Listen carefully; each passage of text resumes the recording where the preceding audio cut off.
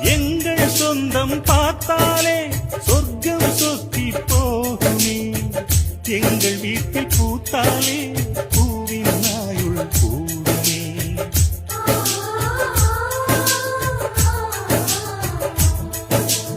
இரண்டு கண்கள் என்றாலும் பார்வை என்றும் ஒன்றுதான்.